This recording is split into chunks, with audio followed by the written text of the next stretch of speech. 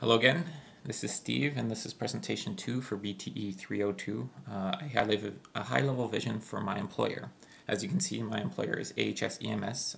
For anyone that doesn't know, AHS EMS is Alberta Health Services Emergency Medical Services, basically the provincial body that runs ambulance services in the province, and it's run by Alberta Health Services, who runs healthcare in the province.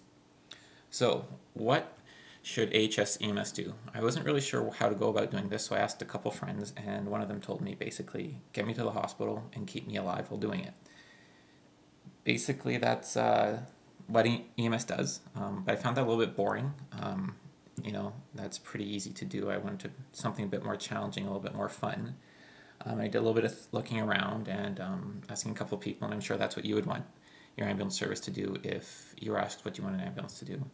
But I decided to have a bit of fun with it and came up with, in 5 years, AHS EMS will become the employer of choice for paramedics while providing innovative and professional service to the citizens of Alberta. Ambulances don't just take people to hospitals anymore.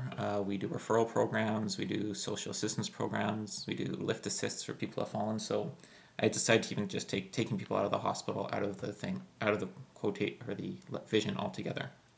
So how to go about doing this? Well, the two strategies I came up with were first, create an employee advisory committee, get some employees' input into how the system is run and how their program is run or their service is run, and also invest in new technologies and equipment. And I'll go into these right now, actually.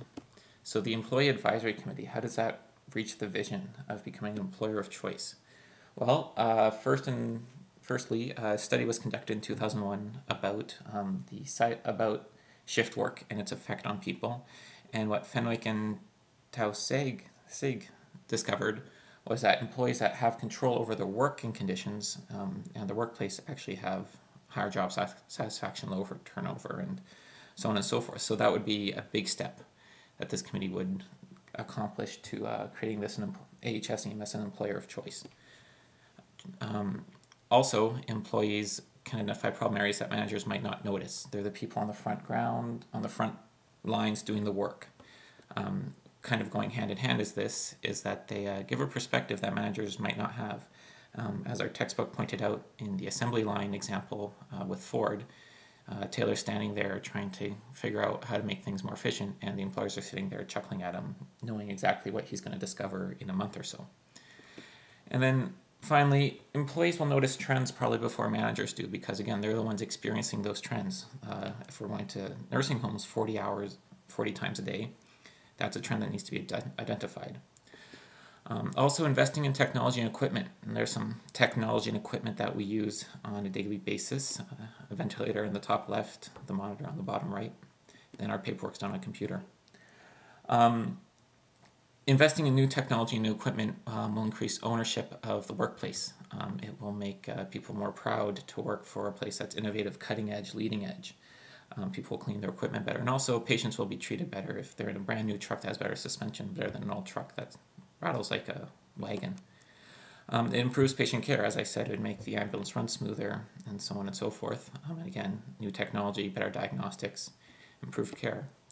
Then also it aids in recruitment. I would want to work somewhere that invests in me and invests in the best equipment and makes me proud to work there, and I'd take better care of it. And if I saw somewhere that did that, I would want to work for that employer.